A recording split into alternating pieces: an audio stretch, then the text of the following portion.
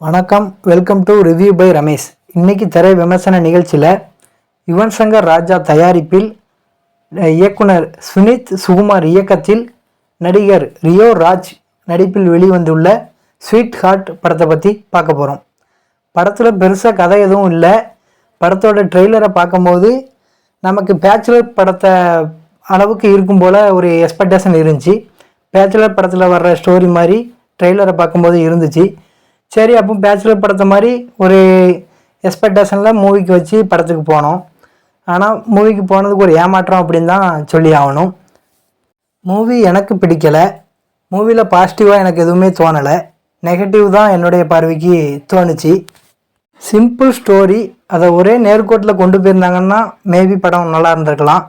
அதை விட்டு ஒன்று ரெண்டு படத்துக்கு இப்போ நடக்கிறது ஒன்றா இருக்கும், ஃப்ளாஷ்பேக்கு லேட்டராக நடக்கிறது முன்னாடி நடக்கிறது எல்லாம் வந்து போகும்.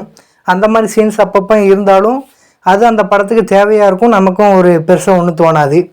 இந்த படத்தில் அப்படி சீன்ஸை வச்சதுனால அது பெருசாக படத்துக்கு ஒரு பாதிப்பை தான் ஏற்படுத்தியிருக்கு அப்படின்னு சொல்லி சொல்லலாம்.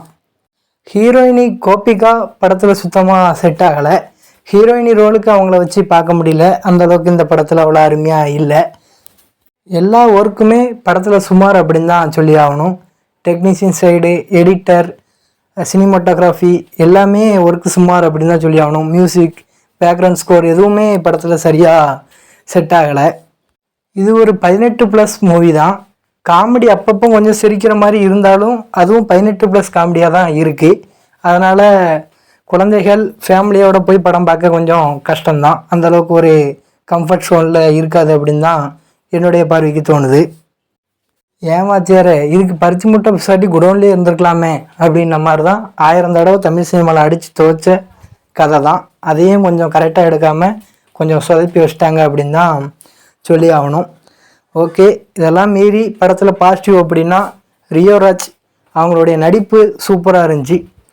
அவங்களுடைய நடிப்பு இந்த படத்துக்கு சூப்பராக அருமையாக நடிச்சிருந்தார். ஆனால் கதையும் மிச்சப்படி எல்லா ஒர்க்குமே அவ்வளோ காணாததுனால படம் கொஞ்சம் ஆவரேஜ் ஃபிலிம் அப்படின்னு தான் சொல்லி ஆகணும். ஓகே, ரிவ்யூ பை ரமேஷ் சேனலை லைக் பண்ணுங்கள், ஷேர் பண்ணுங்கள், நிறைய குறைகளை கமெண்டில் சொல்லுங்கள், மறக்காமல் சப்ஸ்கிரைப் பண்ணுங்கள். எங்களுக்கு அடுத்தடுத்து வீடியோ போடுறதுக்கு ஒரு யூஸ்ஃபுல்லாக அமையும். ஓகே, வேறு ஒரு திரை விமர்சன நிகழ்ச்சியில் உங்களை சந்திக்கிறேன். வணக்கம்.